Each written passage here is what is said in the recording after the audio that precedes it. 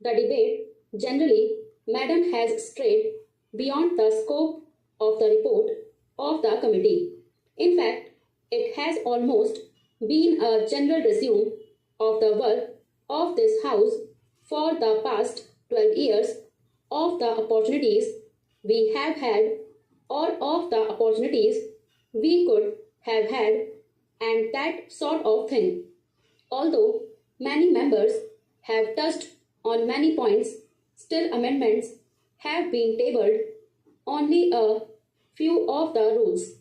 But I do not mean to say that their references to the several points are not quite relevant.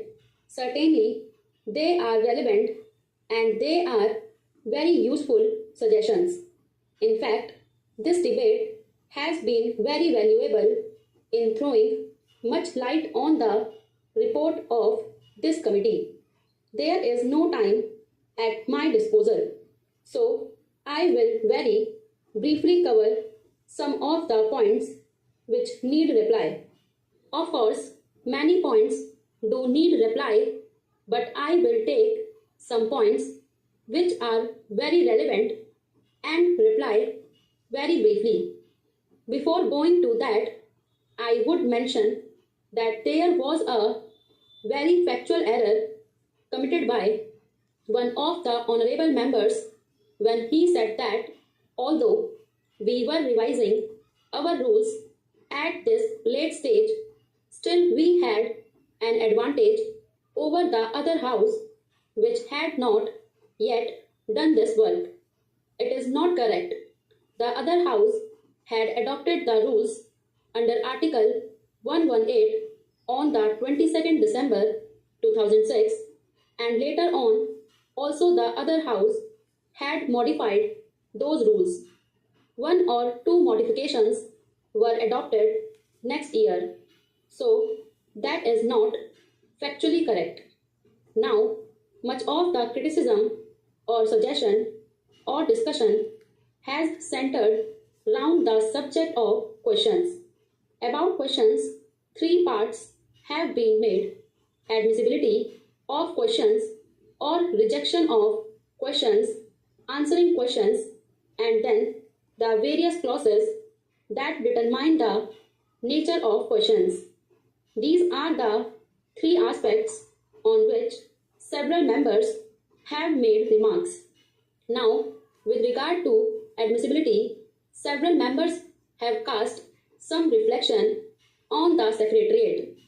Well, the Secretariat can only go by the rules, by the conditions prescribed here. Unless we say that these conditions or qualification for a question should not be there, I do not think we can blame the Secretariat.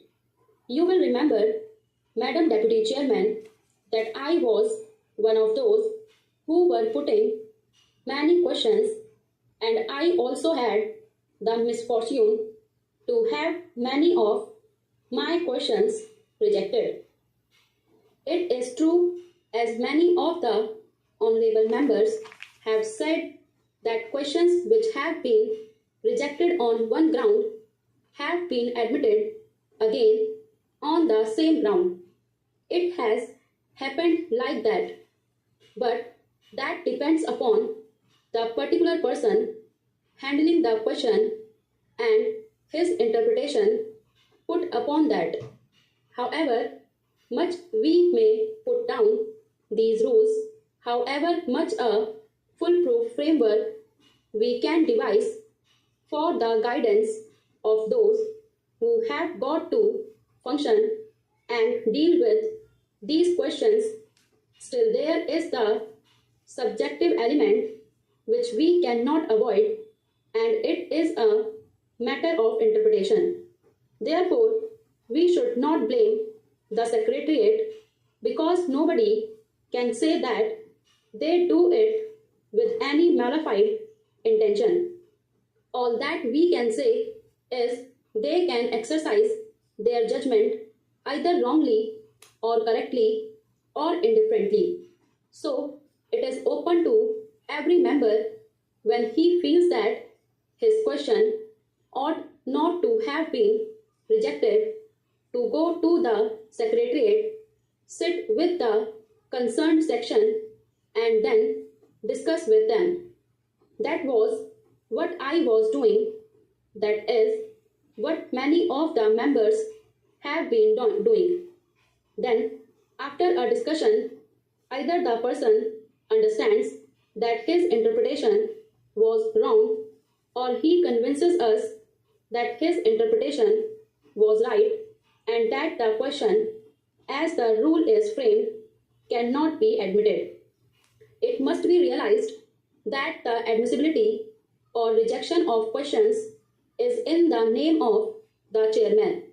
Although one section of the secretariat handles the questions, still it is done in the name of the chairman. So, it is not correct propriety to bring the secretariat into question here. The remedy is open to us to go to them and discuss with them. But the disappointment is there. I have also had that disappointment. It is true that when in one house, on one ground, a question is rejected, in another house, on the same ground, that question is accepted. It has happened like that. But there can be no remedy except going there and having a personal discussion. With regard to the second point, that is answering questions, I think some remarks have been made attributing a sort of motive to the ministers. Madam Deputy Chairman, I would humbly like to submit that we should not question the bona fides of the government.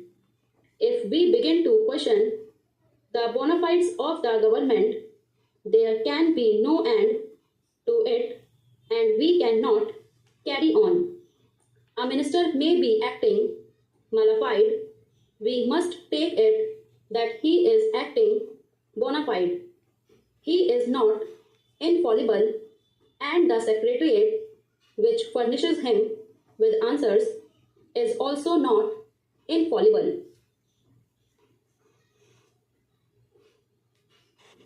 हाँ ये आता नहीं कौन है